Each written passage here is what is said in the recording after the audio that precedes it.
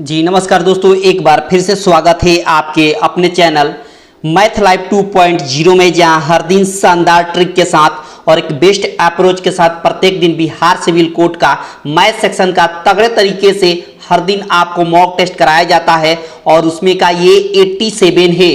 उसके पहले 1 से लेकर 86 तक मॉक टेस्ट कराया जा चुका है। उसको अगर आप नहीं देखे होंगे तो उसका लिंक इस वीडियो के डिस्क्रिप्शन बॉक्स में लग जाएगा, वहां से आप इजीली देख सकते हैं। नहीं तो प्लेलिस्ट बना हुआ है बिहार सिविल कोड मैथ के नाम से, ठीक है, वहां से आप इजीली देख सकते हैं। बहुत ही तगड़ा पेपर आज का होने वाला है, बहुत ही शानदार मॉक टेस्ट होने वाला है। दिल थाम कर बैठेंगे, पेन और पेपर लेकर बैठेंगे। यकीन मानिए हर क्वेश्चन एग्जाम ओरिएंटेड है और हर क्वेश्चन से आपको कुछ ना कुछ सीखने को जरूर मिलेगा, भरोसा करिए, ठीक है। इसलिए अंत तक बने रहिएगा। हर क्वेश्चन नया पैटर्न पर आधारित है, ठीक है ना, इसीलिए अंत तक देखिएगा। और आगे बढ़ने से पहले आपसे रिक्वेस्ट है कि क्या कर दे, सब लोग लाइक कर दे, ज्यादा से ज्यादा अपने दोस्तों के पास शेयर कर दे जिस जिस ग्रुप में आप एक्टिव हो। और चैनल पर जितने लोग पहली बार हैं चैनल को सब्सक्राइब करके बेल आइकन पर क्लिक कर दे, ताकि आने वाले हर क्लास का नोटिफिकेशन आपको प्रॉपर रूप से मिलता रहे, ठीक है। सीधे चलेंगे हम क्वेश्चन पर, और ये रहा आज का पहला सवाल। देखेंगे कि क्या अप्रोच है, कौन सा तरीका है जिससे हम चटकाएं इसको। बोला है कि 5 के पावर 11, क्या बोल दिया है, 5 के पावर 11 प्लस 5 के पावर 12 प्लस 5 के पावर 13 और प्लस कह दिया है 5 के पावर 14, और कह दिया है कि निम्नलिखित में से किससे विभाजित है। यानी ऑप्शन में ऐसा कौन सा चारों ऑप्शन है जिससे इसमें पूरा पूरा भाग लग जाए। सिंपल उपाय ये है कि सब में से 5 के पावर 11 कॉमन लेंगे।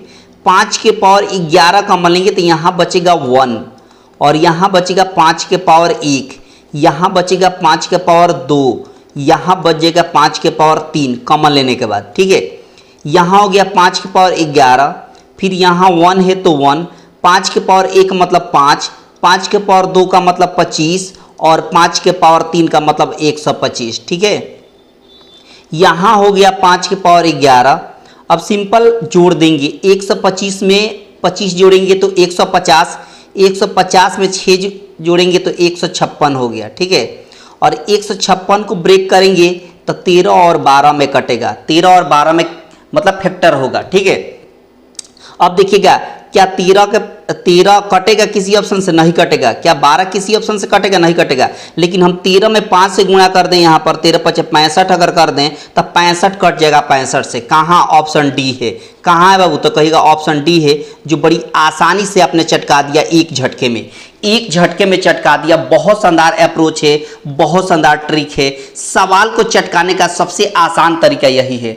आई होप कि आपको बहुत अच्छे से बात समझ में आ गई होगी। आगे बढ़ते हैं और अगला सवाल आपके स्क्रीन पर आने वाला है। ये रहा आज का अगला सवाल। देखेंगे कौन सा अप्रोच लगाएंगे, कौन सा ट्रिक अपनाएंगे। सवाल में क्या कहता है, कहता है कि रमन और तपन ने क्रमशः 10,000 रुपया और 50,000 रुपया का निवेश करके एक व्यवसाय शुरू किया। 6 महीने बाद रमन ने 10,000 रुपया का अतिरिक्त निवेश कर लिया, जबकि तपन ने 30,000 रुपया निकाल लिया 6 महीने के बाद। तो बोला है कि वर्ष के अंत में यदि व्यवसाय का लाभ प्राप्त होता है, प्राप्त मतलब 10,000 होता है, यहाँ पर 10,000 छूट गया है, यहाँ 10,000 प्राप्त होता है, ठीक है। तो तपन द्वारा अर्जित लाभ ज्ञात करें। अब शानदार ट्रिक देखिए, शानदार अप्रोच देखिए, आपका दिल खुश हो जाएगा, ठीक है। देखिए एक रमन है और एक कौन है, तपन है, ठीक है। हम क्या कर देते हैं, सब में से 4 जीरो कटा देते हैं, क्योंकि हम 4 जीरो लिखेंगे फिर रेशियो में 4 जीरो लिखेंगे तो सब जीरो कट जाएगा। तो क्यों ना हम पहले ही जीरो काट देते हैं। हम कह देते हैं कितना, 10,000 को 1 यूनिट मान लेते हैं, और रमन को 1 यूनिट मान लेते हैं, और तपन को 50,000 है ना, तब 5 यूनिट मान लेते हैं, ठीक है। अच्छा, 6 महीने बाद माने 6 महीना तक 1 यूनिट लगा, फिर 6 महीने के बाद 6 महीने के बाद रमन ने 10,000 रुपया लगा दिया। 10,000 रुपया का मतलब 1 यूनिट लगाया, 6 महीने तक फिर लगा रहा, ठीक है। अच्छा, उसके बाद तपन जो है इसका 5 यूनिट 6 महीने तक लगा रहा, लेकिन बाकी 6 महीना जो है उसने इसमें से 30,000 निकाल दिया, मतलब 3 यूनिट निकल गया। तो जब 5 में से 3 यूनिट निकल गया तो 2 यूनिट बचा, और ये 2 यूनिट 6 महीने तक लगा रहा, ठीक है। अब देखिए 6 में 1 से गुणा करेंगे तो 6, यहाँ भी 6 में 1 से गुणा करेंगे तो 6। अच्छा, यहाँ माफ़ी चाहेंगे, यहाँ पर 10,000 रुपया जब ये लगाएगा तो एक एक मिलकर 2 हो जाएगा ना, यहाँ 2 हो जाएगा। ठीक है, 1 यूनिट पहले से लगाया था, 1 यूनिट लगा दिया, 1 यूनिट पहले से था, 1 यूनिट और लगा दिया तो 2 यूनिट होगा ना। तो यहाँ हो गया 6 दूना 12, यहाँ हो गया 12 और यहाँ हो गया 6 कम 6, 12 6 कितना हो गया, तो कहेगा कि 18 यूनिट हो गया। इधर देखिए 6 पचे 30 हो गया और यहाँ 6 दूना 12 हो गया, दोनों को जोड़ेंगे तो कितना होगा, तो कहेगा कि 42 हो जाएगा। ठीक है, अब यहाँ से कैंसिल होगा। आपको मैं बता दूं कि जो कैपिटल और ये पूंजी पर आधारित सवाल जो पूछता है उसमें होता क्या है कि जो कैपिटल इंटू टाइम बराबर प्रॉफिट होता है। क्या होता है, कैपिटल इंटू टाइम बराबर क्या होता है, प्रॉफिट होता है। तो इसीलिए हमने कैपिटल और टाइम को मल्टीप्लाई किया। ठीक है, अब यहाँ पर कैंसिल करिए, 6 से 6 3 18 और 6 7 42। अब आपसे पूछा है कि ये जो रेशियो मिला ये प्रॉफिट का रेशियो मिला। ये जो रेशियो मिला मैंने बताया था ना, कैपिटल और टाइम को मल्टीप्लाई करने के बाद जो रेशियो मिलता है वो प्रॉफिट का रेशियो मिलता है।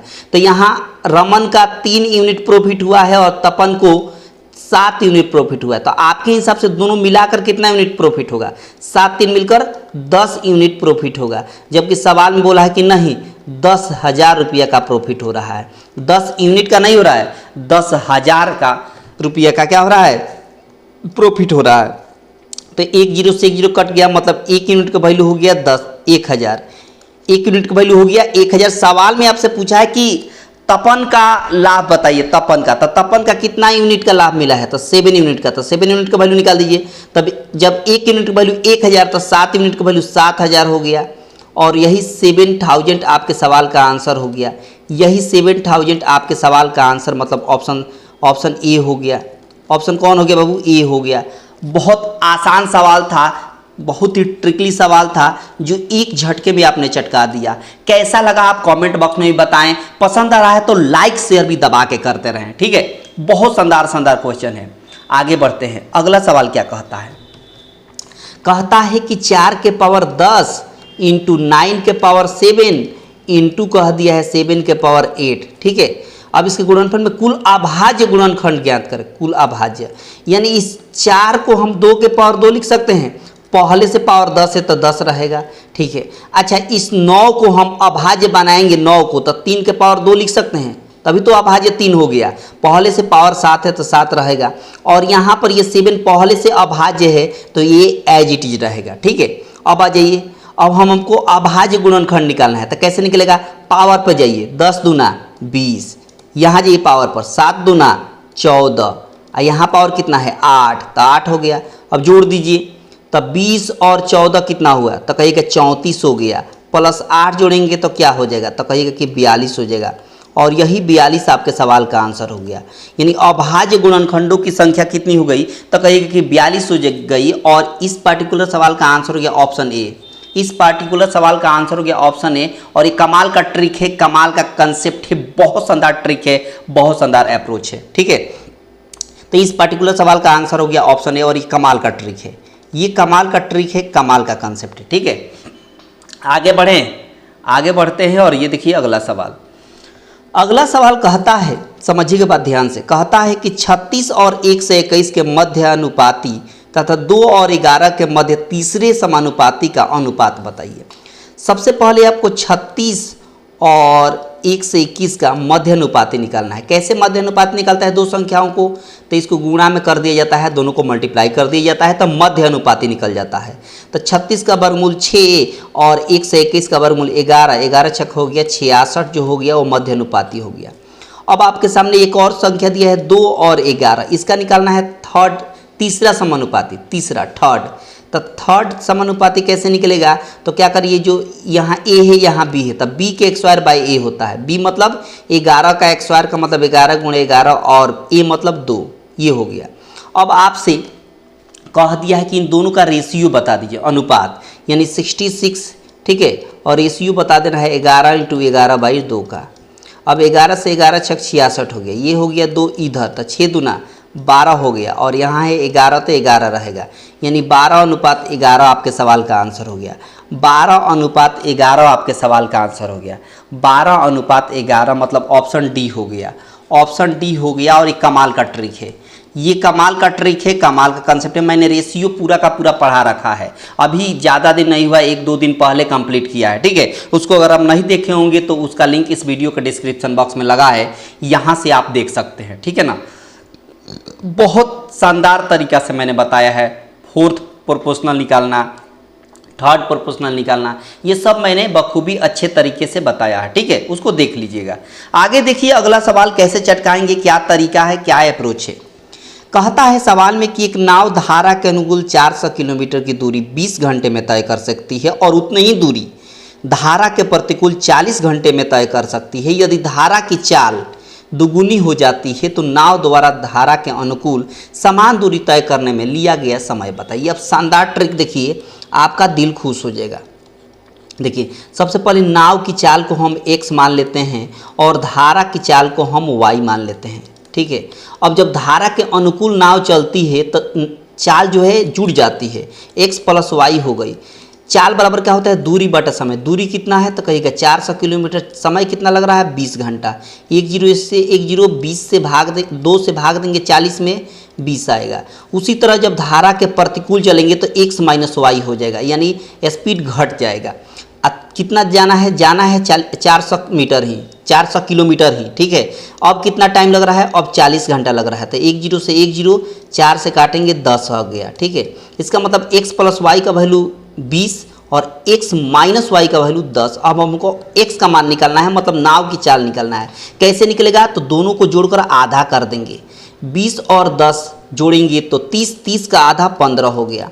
अच्छा y का वैल्यू कैसे निकलेगा, धारा की चाल कैसे निकलेगा, तो हम डिफरेंस का आधा कर देंगे। जोड़ करके आधा करेंगे वो नाव की चाल निकल गया, और घटा कर आधा करेंगे तो धारा की चाल निकल जाती है। यही ट्रिक होती है शानदार। 20 में से 10 जाएगा तो 10, 10 का आधा 5 हो गया, मतलब नाव की चाल 15 और धारा की चाल 5। अब आपसे सवाल में पूछा है कि धारा की चाल को दुगुना कर दिया जाए, तो दुगुना करिएगा तो 5 दूना 10 हो जाएगा, ठीक है। यानी धारा की चाल 10 हो गई। अब सवाल में बोला है कि समय निकालना है, टाइम बराबर होता है डिस्टेंस बाई स्पीड। डिस्टेंस कितना है, 400 किलोमीटर ही है। स्पीड क्या हो जाएगी, धारा के अनुकूल। धारा के अनुकूल का मतलब स्पीड जोड़ दिया जाता है, स्पीड जुड़ जाता है। तब 15 किलोमीटर प्रति घंटा यहाँ है और 10 किलोमीटर प्रति घंटा यहाँ है, तो 10 और 15 मिलकर 25 हो गया। 25 से भाग देंगे 400 में तो कितना हो गया, 16 घंटा हो गया। 16 घंटा आपके सवाल का सही आंसर हो गया। 16 घंटा आपके सवाल का सही आंसर हो गया, ऑप्शन ए। Option A. और ये कमाल का ट्रिक है, ये कमाल का ट्रिक है। आई होप कि आपको बहुत अच्छे से बात समझ में आ गई होगी। बहुत शानदार ट्रिक है, बहुत शानदार अप्रोच है। सवाल को चटकाने का सबसे आसान तरीका यही है, ठीक है। आगे बढ़ें। ये देखिए अगला सवाल क्या कहता है। अगला सवाल भी बड़ा शानदार है और बहुत कंसेप्चुअल है। कैसे चटकाएंगे जरा गौर से देखिएगा। सवाल में कहता है कि आपको कह देता है कि एक दुकानदार एक किताब को 200 रुपया में बेचता है, जिससे उसे x% का लाभ होता है। अब देखिए x% का लाभ का मतलब हुआ कि x/100। नीचे वाला को हम CP मान के चलते हैं और ऊपर वाले को प्रॉफिट मान के चलते हैं। तो अगर हमको सेलिंग प्राइस निकालना है, सेलिंग प्राइस, तो सेलिंग प्राइस निकालना हो तो कॉस्ट प्राइस में प्रॉफिट जोड़ देते हैं तो सेलिंग प्राइस निकल जाता है, यानी विक्रय मूल्य। तो 100 में x जोड़ेंगे तो क्या हो जाएगा, 100 + x हो जाएगा। तो ये विक्रय मूल्य हो गया। अच्छा आपके हिसाब से विक्रय मूल्य 100 + x हो गया, जबकि सवाल में बोला है विक्रय मूल्य 200। अपने तुलना क्वेश्चन से कर देंगे। जब x का मान निकालेंगे तो 100 इधर जाकर घटेगा, तो 200 में से 100 घटाएंगे तो कितना हो गया, 100, यानी x का मान आ गया 100। अब सवाल में बोला है यदि किताब का क्रय मूल्य लाभ % के बराबर है, किताब का क्रय मूल्य लाभ % के बराबर है, तो लाभ % कितना है, x% की लाभ हो रही है, और यही x का वैल्यू कितना दिया है, यहाँ पर भी x आया है, तो कितना आंसर हो गया, 100 हो गया। x का वैल्यू हो गया 100 और यही आपके सवाल का आंसर हो गया ऑप्शन बी। ऑप्शन बी आपके सवाल का सही आंसर हो गया। ऑप्शन बी आपके सवाल का करेक्ट आंसर हो गया। आई होप कि ये बात आपको पूरी तरीके से समझ में आ गई होगी। ये बात आपको पूरी तरीके से समझ में आ गई होगी। आगे बढ़ते हैं। अगला सवाल क्या कहता है, जरा गौर से समझेंगे।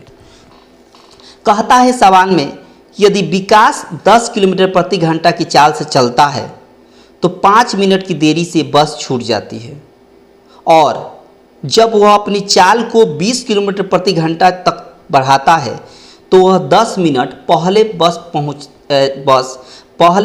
बस स्टेशन पर पहुंच जाता है। तो विकास के गंतव्य से बस स्टेशन की दूरी बता देना है। अब समझिएगा बात, मान लीजिए कि विकास का घर यहाँ है, होम यहाँ है और स्टेशन यहाँ पर है, इसके बीच का डिस्टेंस निकाल देना है। अब शानदार ट्रिक देखिए, आपका दिल खुश हो जाएगा। कह दिया है स्पीड, पहला स्पीड कितना है 10 किलोमीटर प्रति घंटा है, ठीक है, यानी S1। S2 कितना है तो कह दिया है कि 20 किलोमीटर प्रति घंटा है, ठीक है। अच्छा, टाइम की बात करें तो T1 है आपका 5 मिनट और T2 है आपका 10 मिनट, ठीक है। अब शानदार ट्रिक देखिए, याद रखिए डिस्टेंस निकालने का टेक्निक क्या है कि S1 into S2 by S1 difference S2, यानी S1 और S2 का डिफरेंस इंटू टाइम का डिफरेंस, अब देखिए ना, S1 बोले तो 10 और S2 बोले तो 20, नीचे दोनों का डिफरेंस चाहिए, यानी 10 और 20 में कितना का अंतर है, 10 का अंतर है। अच्छा, उसके बाद टाइम के डिफरेंस से मल्टीप्लाई करना है। टाइम का डिफरेंस का मतलब एक पहले जा रहा है और एक बाद में जा रहा है। 5 मिनट देरी से बस छूट जाती है, एक पहले पहुंच जाए और एक देरी से जाए, एक देरी से जाए और एक पहले पहुंच जाए तो टाइम का डिफरेंस जोड़ दिया जाता है। अगर दोनों में देरी होता तो हम घटा कर लिखते हैं, या दोनों पहले पहुंचता तो भी हम घटा कर लिखते हैं, लेकिन एक पहले पहुंचता एक देरी से तो दोनों का टाइम जोड़ देते हैं। तो 10 5 15 हो गया, ये 15 मिनट में आया, इसको घंटा में बदलने के लिए 60 से भाग देना पड़ेगा। अब 20 तिहाई हो गया 60 और 3 से भाग देंगे 5 बार में, 15 कट गया, 5 से 5 दूना 10 और 2 से 10 में भाग देंगे तो 5 हो गया, मतलब 5 किलोमीटर आपके सवाल का आंसर हो गया। 5 किलोमीटर आपके सवाल का आंसर हो गया, यानी होम और स्टेशन, बस स्टेशन की डिस्टेंस कितनी है तो कहेगा कि 5 किलोमीटर है। आई होप की बात क्लियर हो गई। ऑप्शन बी हो गया, ऑप्शन बी हो गया, इस पार्टिकुलर सवाल का आंसर हो गया ऑप्शन बी। आई होप कि आपको ये पूरी तरीके से बात क्लियर हो गई होगी, ये बात आपको पूरी तरीके से क्लियर हो गई होगी। सवाल को चटकाने का सबसे आसान तरीका यही था। आगे बढ़ें, आगे बढ़ते हैं। अगला सवाल कहता है कि एक बंटन का माध्य 15 है और मानक विचलन 5 है, तब विचरण गुणांक बताइए। अब शानदार ट्रिक देखिए, विचरण गुणांक निकालने का, विचरण गुणांक निकालने का शानदार ट्रिक देखेंगे, बहुत शानदार ट्रिक है। कैसे निकालेंगे तो देखिए, मानक विचलन ऊपर और माध्य नीचे, क्या याद रखिएगा, मानक विचलन ऊपर और माध्य नीचे इंटू 100 निकाल देने से क्या हो जाता है, विचरण गुणांक निकल जाता है। 5 से भाग देंगे 15 में तो 3 आएगा, 3 से भाग देंगे 100 में तो 33.33% आपके सवाल का आंसर हो गया। 33.33% आपके सवाल का सही आंसर हो गया। ऑप्शन सी हो गया आपके सवाल का सही आंसर, ऑप्शन सी हो गया आपके सवाल का सही आंसर। और ये कमाल का ट्रिक है, ये कमाल का ट्रिक है, कमाल का कंसेप्ट है। आई होप कि ये बात आपको पूरी तरीके से क्लियर हो गई होगी, ये बात आपको पूरी तरीके से क्लियर हो गई होगी। तो आगे बढ़ते हैं और देखते हैं अगला सवाल क्या कहता है। और आगे बढ़ने से पहले अगर पसंद आ रहा है लाइक कर दें, है ना, पसंद आ रहा है वीडियो तो लाइक कर दें, ज़्यादा से ज़्यादा अपने दोस्तों के पास शेयर कर दें। चैनल पर जितने लोग पहली बार है चैनल को सब्सक्राइब करके बेल आइकन पर क्लिक कर दें, ताकि आने वाले हर क्लास का नोटिफिकेशन आपको प्रत्येक दिन मिलता रहे, ठीक है। आगे बढ़ें, ये रहा आज का अगला सवाल। कैसे चटकाएंगे, क्या अप्रोच रहने वाला है ये समझिए। सवाल में कहता है कि ए, बी और सी ने अपनी पूंजी का निवेश 3:5 और 9 के अनुपात में बढ़ जाता है। पूंजी का रेशियो जो होता है कैपिटल लिख देते हैं, कैपिटल का रेशियो जो होता है ना 3:5:9 दे दिया, ठीक है। उसके बाद टाइम का रेशियो दे दिया है, कितना बाबू तो कहेगा 2:3:1 दे दिया है। अब आपको प्रॉफिट का रेशियो पूछ दिया है, किसका बाबू, प्रॉफिट का रेशियो पूछ दिया है। तब मैंने आज ही एक सवाल में मैंने बताया है कि जो कैपिटल इनटू टाइम होता है वही प्रॉफिट का रेशियो होता है। कैपिटल इनटू टाइम क्या होता है, प्रॉफिट का रेशियो होता है। यानी कैपिटल में अगर टाइम से गुणा कर दें तो प्रॉफिट का रेशियो मिल गया। तो कैपिटल ये है, टाइम ये है, दोनों को गुणा कर दें, इसको इसके साथ, इसको इसमें साथ और इसको इसके साथ गुणा कर देना है।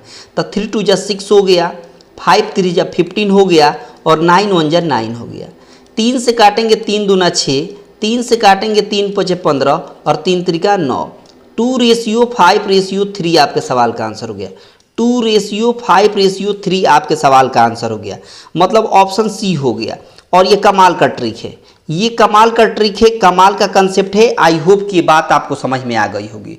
2:5:3 253 ये आपके सवाल का आंसर हो गया। ऑप्शन सी आपके सवाल का सही आंसर हो गया।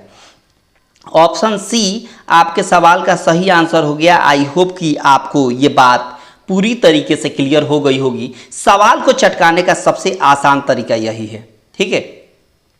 आगे देखिए, कहता है सवाल में कि राजू, है ना, राजू जो है वो पिज्जा का 3/8 भाग खाता है और एडम शेष पिज्जा का 3/8 नहीं, ये राजू जो है 3/8 खाता है, 3/8 खाता है। एडम जो है यहाँ मिसप्रिंट हो गया है, 3/8 नहीं होगा, जबकि 3/10 होगा।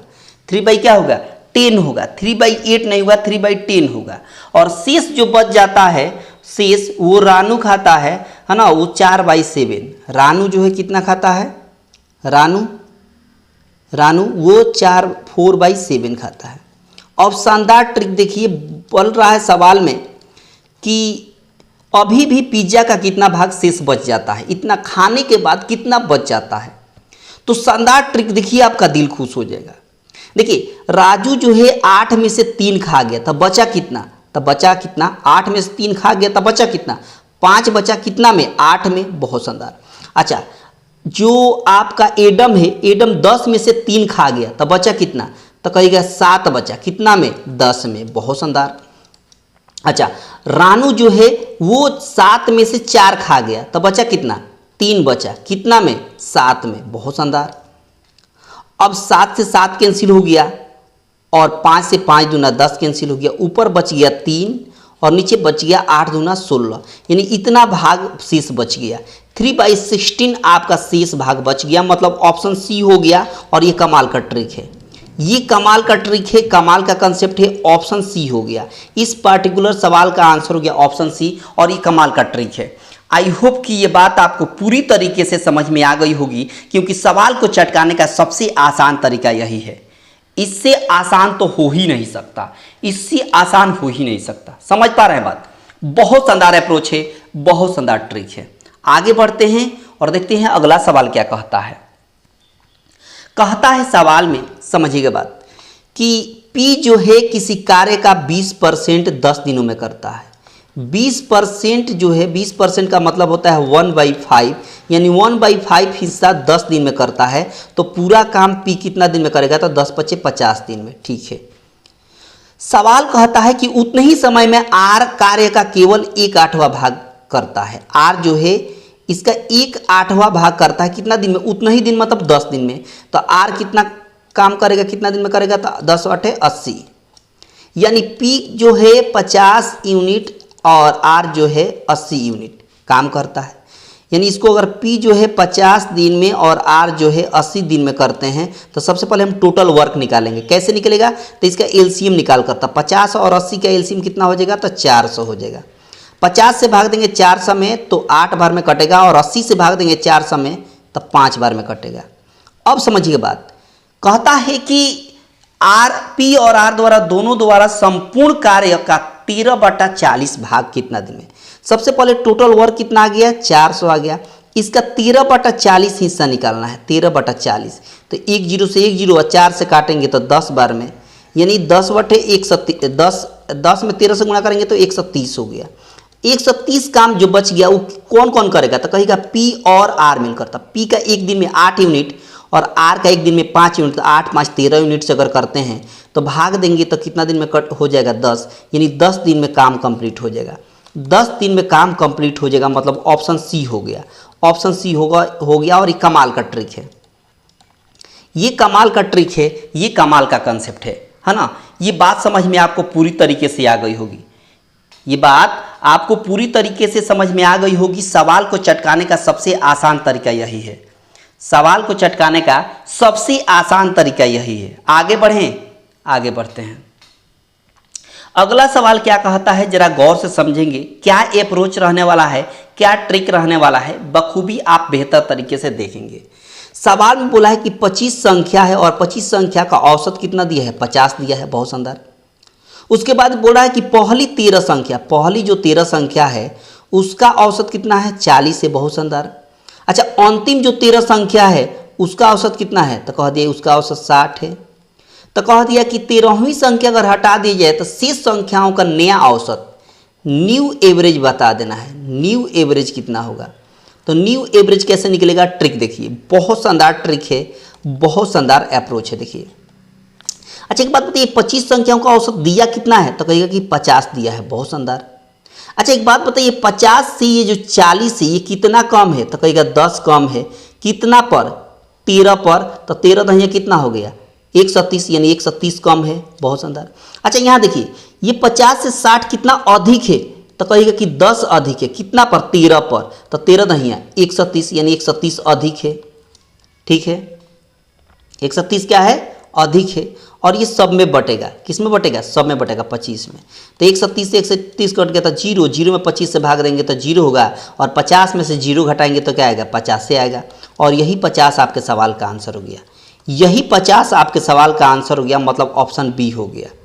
ऑप्शन बी आपके सवाल का आंसर हो गया। और ये कमाल का ट्रिक है, ये कमाल का ट्रिक है, कमाल का कंसेप्ट है। आई होप कि ये बात आपको पूरी तरीके से समझ में आ गई होगी, ये बात आपको पूरी तरीके से समझ में आ गई होगी। सवाल को चटकाने का सबसे आसान तरीका यही है, ठीक है। आगे बढ़ें, आगे बढ़ते हैं। और पसंद आ रहा है तो लाइक से दबा के करें यार, उसमें कमी ना करें। देखिए सवाल में क्या कहता है, कहता है सवाल में कि दो संख्याओं का एलसीएम दे दिया है, दो संख्या है उसका एलसीएम दे दिया है, कितना दे दिया है, तो कहेगा कि 42 25 दे दिया है। अच्छा एचसीएफ कितना दे दिया है, तो एचसीएफ दे दिया है आपका 13। अच्छा पहली संख्या कितना दे दिया है, तो पहली संख्या 169 दे दिया है। तो कह दिया कि दूसरी संख्या बताइए, तो दूसरी संख्या बराबर होता है, क्या होता है फार्मूला, तो एलसीएम इंटू एचसीएफ और डिवाइड क्या होता है फर्स्ट नंबर, ये सेकेंड नंबर बराबर होता है। तो एलसीएम कितना है, तो कहेगा कि 42 25 है, बहुत शानदार। अच्छा एचसीएफ कितना है, तो कहेगा कि 13 है, बहुत शानदार। अच्छा फर्स्ट नंबर कितना है, तो कहेगा 169 है, बहुत शानदार। यहाँ से आप कैलकुलेट करेंगे तो सेकेंड नंबर यानी दूसरी संख्या आपको निकल जाएगी, ठीक है।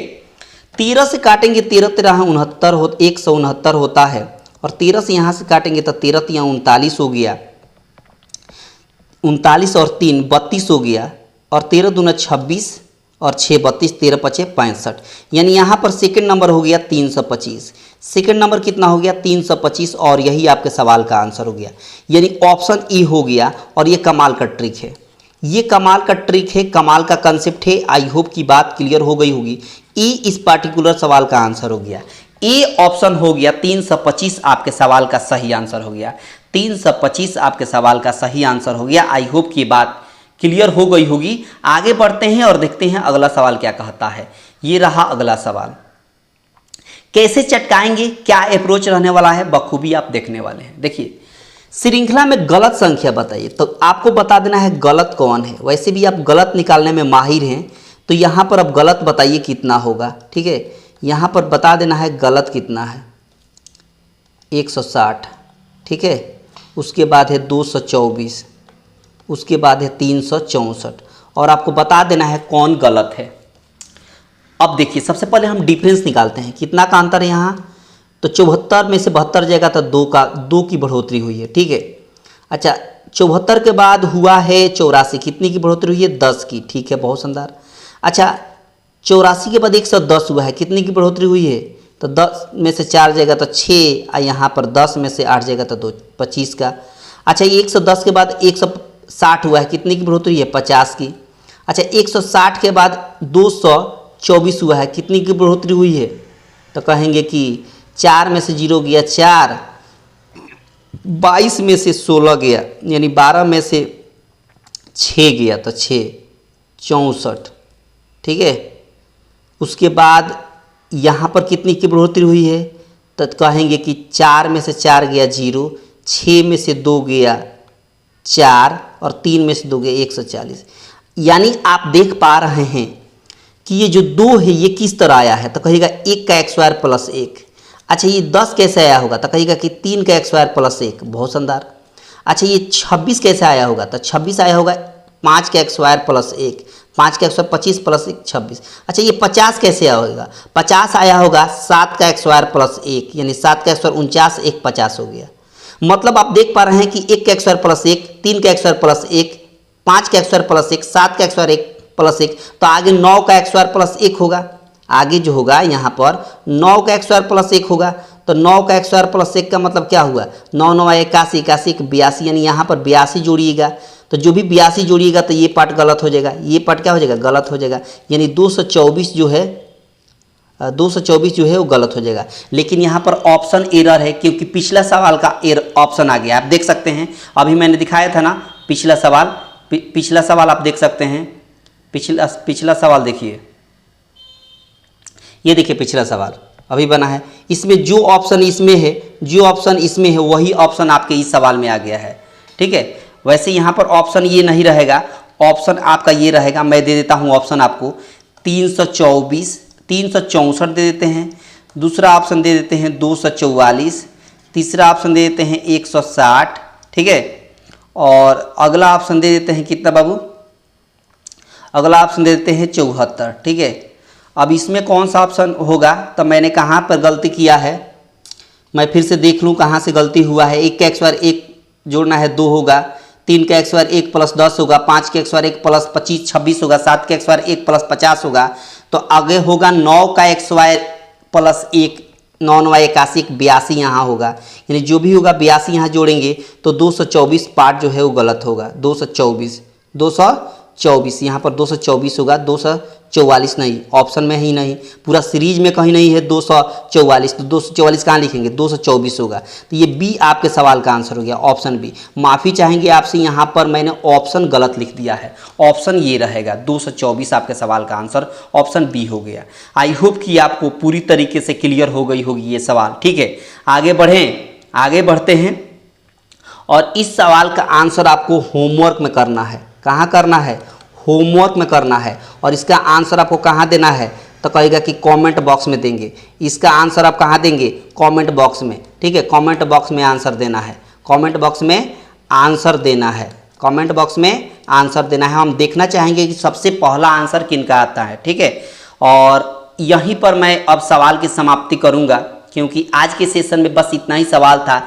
कैसा लगा आप कमेंट बॉक्स में बताइएगा। अच्छा लगा होगा तो सब लोग लाइक कर देंगे, ज़्यादा से ज़्यादा अपने दोस्तों के पास शेयर कर देंगे। और चैनल पर जितने लोग पहली बार होंगे चैनल को सब्सक्राइब करके रखेंगे, ताकि आने वाले हर क्लास का नोटिफिकेशन आपको मिलता रहे। ठीक है, तो आप अपना ख्याल रखेंगे और तैयारी भी ज़बरदस्त तरीके से करते रहेंगे। तब तक आप सभी को बहुत बहुत धन्यवाद।